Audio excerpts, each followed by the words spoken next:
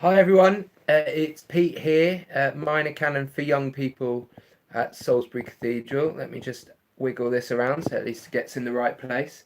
Um, it's my joy to be able to bring you a daily reflection today.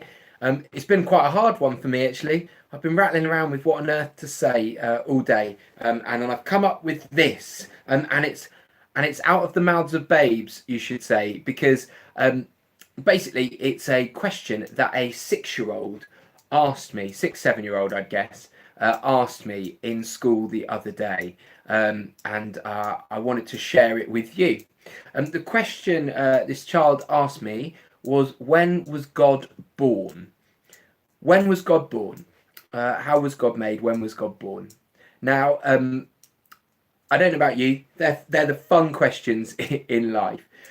But I wonder if I could ask you this: how would you feel if someone asked you that question? If a child asked you, or an adult, or a friend asked you that question, how would you feel with that question being posed at you, with you in the hot seat? Um, I wonder how you'd answer it, and I wonder how you'd feel. Maybe you would feel gleeful. Some people really love these sorts of questions, a chance to talk about the big stuff in life, but also maybe you'd feel. I don't know, maybe you'd be in that moment, your brain whirring 100 miles an hour, thinking, where on earth do I go with this? What do I do? Maybe you just want to run away. I don't know. Maybe you just stop and pray and think, God, give me a revelation about what I should be saying in this moment. Because I think these sorts of questions, they raise those sort of whole host of emotions within us as adults, and sometimes we can feel really ill-equipped to answer the sort of more philosophical and deep and challenging questions that we can get presented with.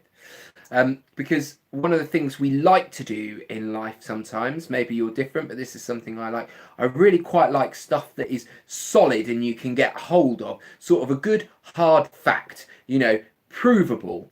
Wonderful, a chair is a chair is a chair, sort of thing. It's solid, we can grab hold of it. But in truth, when we're really pushed and when we really think about it, we all know that the world really isn't quite like that. We know that there are solid elements of the world, but there's also those weird bits of the world that we can't quite comprehend, that we can't get our heads round, we can't quite grasp. And I think these questions from children, and from other friends and adults, are one of those things that challenge us, because they force us out of that very structured thinking, that very provable thinking, into the very outskirts of our mind. That point where you're grasping for the random words that you can't quite latch onto, you can't quite get hold of those concepts that you sort of think you've got, but you haven't quite got hold of it. You got part of it, but then another bit seems to slip apart. In essence, what we're doing is we're grappling with the unknown. We're grappling with the mystery in a good sense, not just oh, it's a mystery, we can't think about it and we can't unpack it, but mystery in the best sort of sense. And these sorts of questions bring our belief structures crushing in on us. They cause us to face them and ask ourselves, what do we actually think? And perhaps for some of us, we haven't actually thought about that in a while. It's a way of forcing us, isn't it, from asking those very scientific mindset, factual questions about the world, into those weird, sort of abstract theological things. And there is a difference between some of them. We can struggle with that differentiation. Some of it's a bit like a cake. I've heard this analogy used before. It's got its flaws, but you'll get the picture. It's a bit like our cake. When we've got our scientific mind strapped on, we can break down the components of that cake. We can know the exact ingredients, the amount that's in it. We can, even if we look really closely under a microscope, we can go even deeper, and we can nail the makeup of that cake. But no matter how hard we look at it, no matter how hard we deconstruct it, we still find ourselves struggling to answer the different questions. There's a different set of questions that can come with the cake, such as, who made the cake? no matter how much we deconstruct the cake, it's very hard to work out who made the cake, or such as why did they make the cake, because that's even tougher to deconstruct without going to a different set of questions and a different set of parameters. Not that those two should be treated in isolation, but they're two ways of looking at the same thing. They're two ways of interacting to further our understanding. Not that we should shun one or the other, that we need to grab hold of both. And I think, in short, this is the realm that child's question takes me, takes you, takes us into.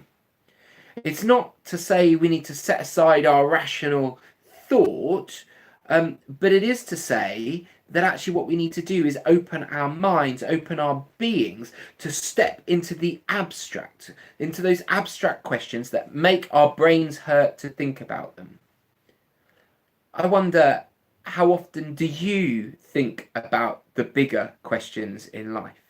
The big things that are in the back of your head?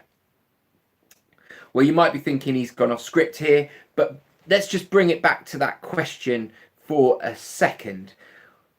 When was God born? Who made God? You know, that's a difficult question, okay? And I will look at it.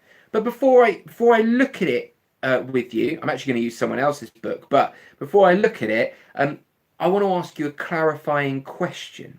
When you think about that question and you think about God, what does the Christian God look like to you in your mind? What does God look like to you? I play a game at Christmas time, generally. It's normally with carol concerts and other big events, and I have loads of fun. And what I do is I split the congregation up into teams, and I get some children out the front and put them near wherever they are, normally 2 or 3 teams or something like that. And I have flip chart paper, and we play a massive game of Pictionary. You probably guess where this is going. And now these poor children, I do put them on the spot. It's a bit nasty, but it's all fun and games. And I ask them to draw God in this game of Pictionary. And the congregation has to try and guess it. And almost always, like 90% of the people I've done this with, what you'll end up with is this great, big, enormous Father Christmas in the sky, sort of great big bearded guy, as we try to grapple with how on earth we would draw God. Now, I think that's wonderful, because what it illustrates to me is that struggle for the concept of who God is, as we try to reconcile it in our head within our points of references. Because we actually do struggle sometimes to step into the awesomeness, into the majesty, into the enormity, into the mystery of who God is. We can make God just like us. The truth is, God is a bit like us, but he is also so much more.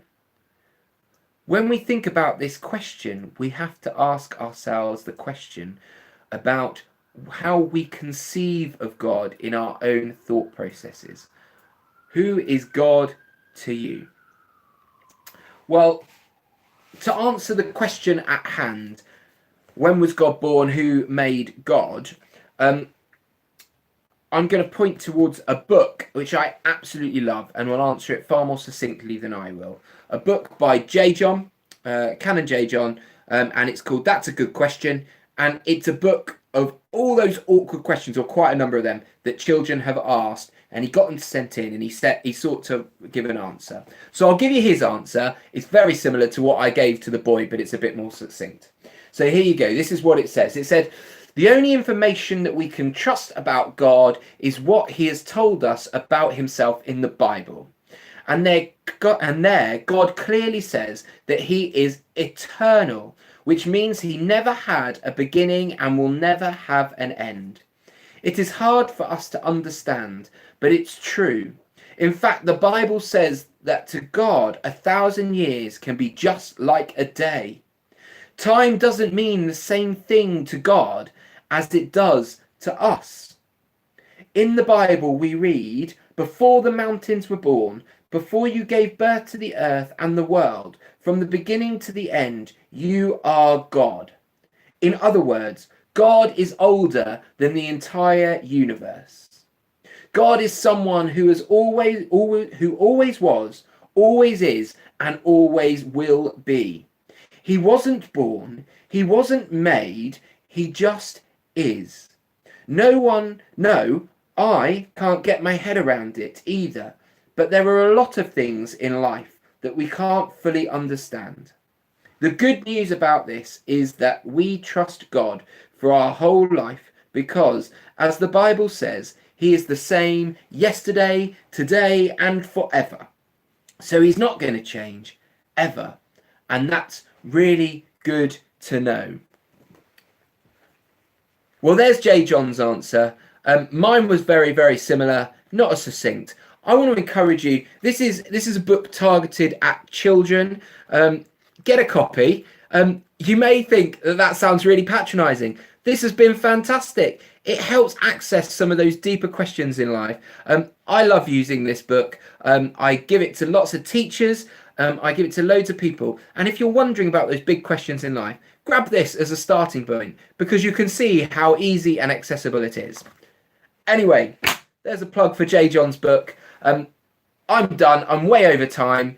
God bless you all. I hope you have a great rest of your week, and I will catch you again soon. God bless.